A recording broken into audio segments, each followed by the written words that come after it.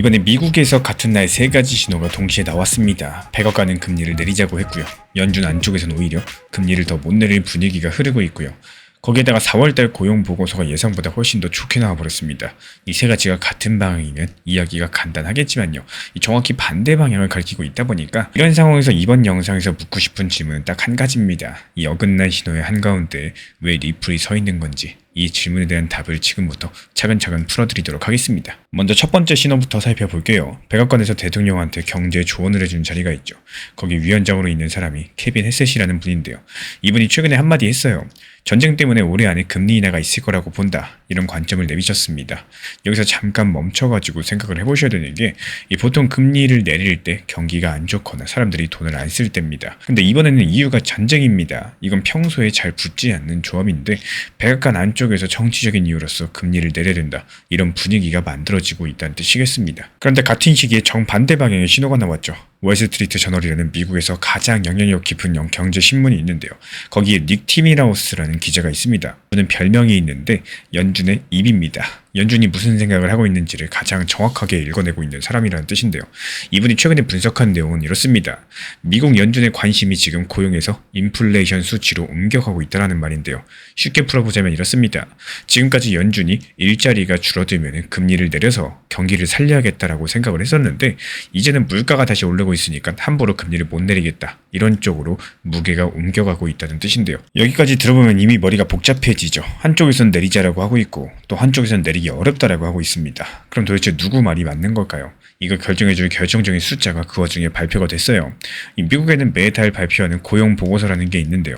지난달 새 일자리가 얼마나 늘었는지를 보여주는 숫자고, 4월달 숫자가 나왔습니다. 바로 11만 5천 명이 증가를 해버렸는데, 지금 시장에선 6만 5천 명 정도 늘 거라고 봤는데요. 거의 2배 가까이 고용 수치가 더 좋게 나와버린 겁니다.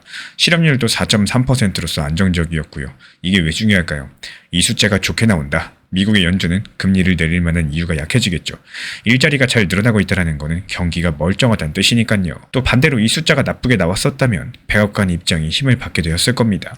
근데 결과는 백악관이 원하는 방향성과 정반대로 나와버렸고, 이게 이번 얘기의 진짜 핵심입니다.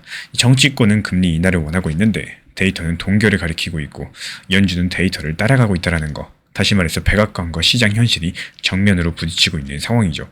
또 이 부분들 해석이 갈릴 수 있겠지만요. 지금까지 공개된 자료를 살펴보면은 연준이 백악관 압력보다 데이터에 무게를 두고 움직일 가능성이 더 커 보입니다. 그리고 여기까지 들으시면은 이런 생각이 드실 텐데요. 그래서 이게 리플이랑 무슨 상관인데 그러냐? 지금부터가 진짜 중요합니다. 지금 세상에 있는 큰돈들은 정부랑 중앙은행을 믿는다는 전제 위에서 움직여주고 있죠. 근데 정부랑 중앙은행이 서로 다른 말을 하기 시작하면 어떻게 될까요? 그 믿음에 작은 균열이 생길 수밖에 없을 거고, 이번에 바로 그런 일이 일어났습니다. 백악관은 정치적인 이유로서 금리 인하를 밀고 있는 상황이고요. 데이터는 다른 것을 가리키고 있습니다. 그리고 미국의 연준은 그 사이에서 흔들리는 모습을 보여주고 있습니다. 이런 상황들이 점점 더 길어지게 되면은 사람들은 본능적으로 이런 질문을 하기 시작을 하겠죠. 그럼 나는 이런 상황에서 도대체 어디에다가 자산을 둬야지 안전하게 맡길 수 있을까? 여기서 두 가지 가능한 미래가 보이는데요. 그 중에서 가장 가능성이 높아 보이는 것 중에 한 가지 집중해서 풀어드려 보겠습니다. 가장 가능성이 높은 흐름은 연준이 당분간 금리를 내리지 않고 버티는 시나리오가 보입니다. 왜 그렇게 보고 있느냐?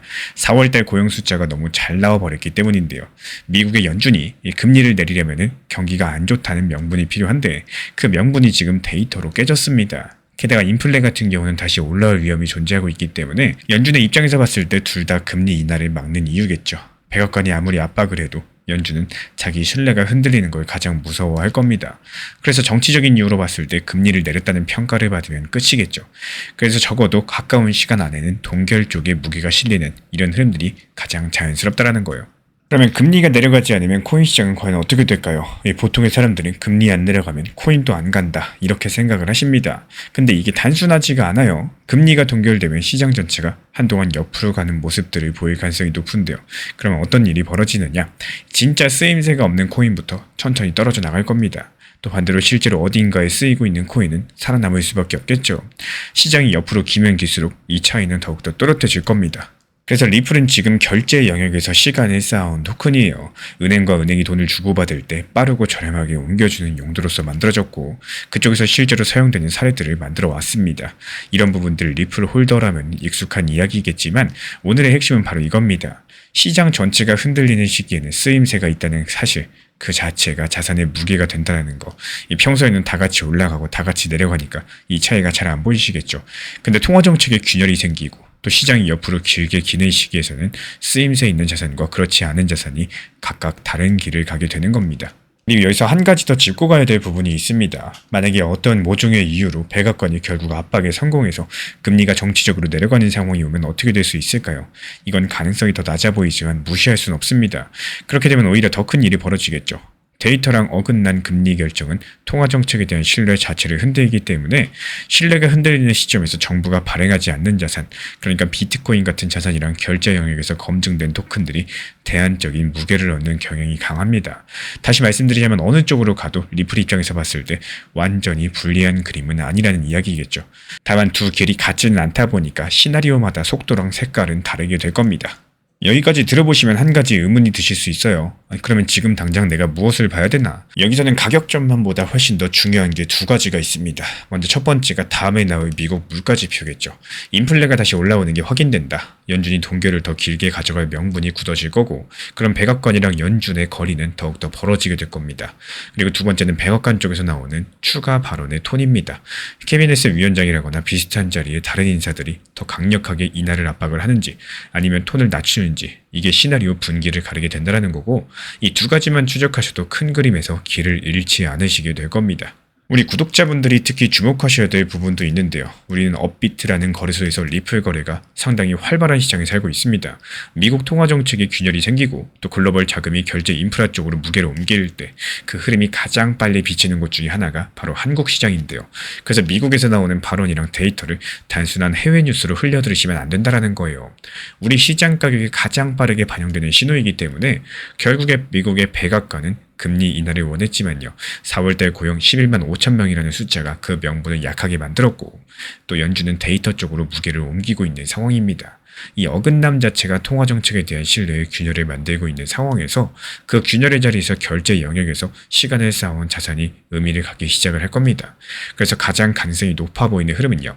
이 당분간 금리 동결이 이어지는 길이라는 거고, 또 그 길에서 쓰임새 있는 토큰들, 그렇지 않은 토큰들, 그 둘 사이에 운명이 갈리게 될 겁니다. 그럼 여기서 한 가지 질문이 남죠. 이 다음 미국 물가지표가 발표되는 날에서 우린 정확히 무엇을 보셔야지 이 시나리오가 굳어지는지 굳어지지 않는지 판단이 가능할까요?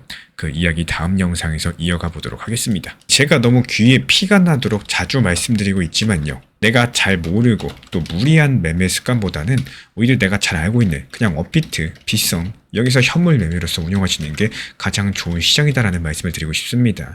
이 선물 매매 청산 위험이 정말로 큰 무리한 레버리지 매매라거나 또 해외 거래소 같은 경우는요.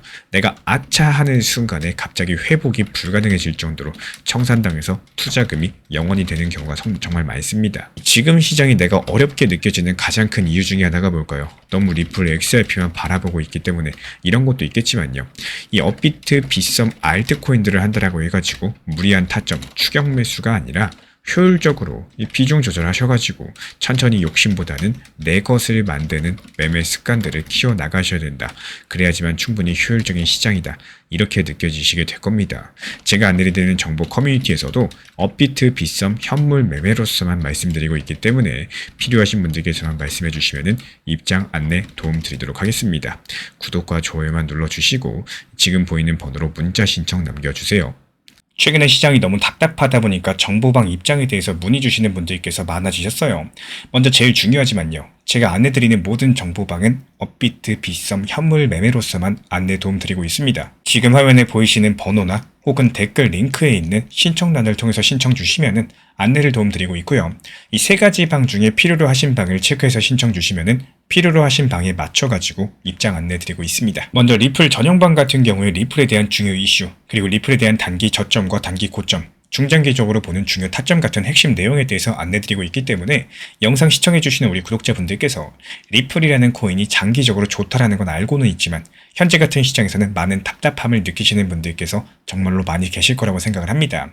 이 적당한 일부 비중은 단기 고점과 저점을 살려서 효율적인 대응을 만들어 가시고 또 오히려 중장기적으로 더 잘 가져가기 위한 효율적인 매매하시는 것들을 추천드려요. 그리고 두 번째로 종합 브리핑방입니다.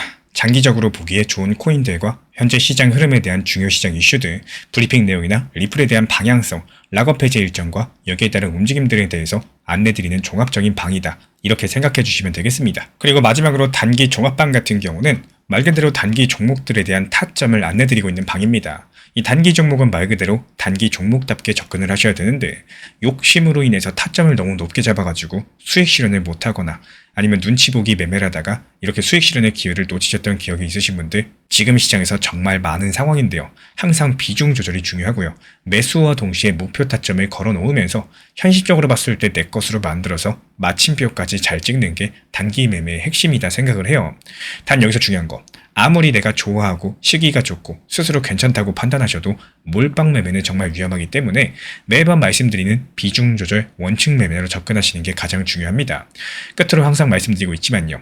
저는 업비트, 빗썸, 현물 매매에 대해서만 안내를 도움드리고 있기 때문에 절대로 해외골에서 선물 매매에 대한 고위험 리스크 매매에 대해서는 언급조차 드리지 않고 있습니다. 무조건적으로 업비트, 빗썸 이렇게 현물 매매로 필요하신 분들께서만 입장 신청 주시면 안내 도움 드리도록 하겠습니다.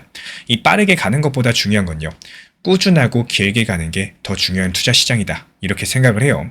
건강한 비중 조절 원칙 매매 활용하시기를 늘 응원드리겠습니다. 이 리플 XRP의 매수 매도 타점은 순간의 판단이 전부예요. 그래서 우리 신사 채널에서는 시장의 숨결 하나하나까지 놓치지 않고자 모든 흐름들 실시간으로 모니터링 중에 있습니다. 이 단기 반등 구간이 열리는 순간 그 찰나의 기회 타점을 우리 구독자분들께 바로바로 전달드리기 위해서인데요.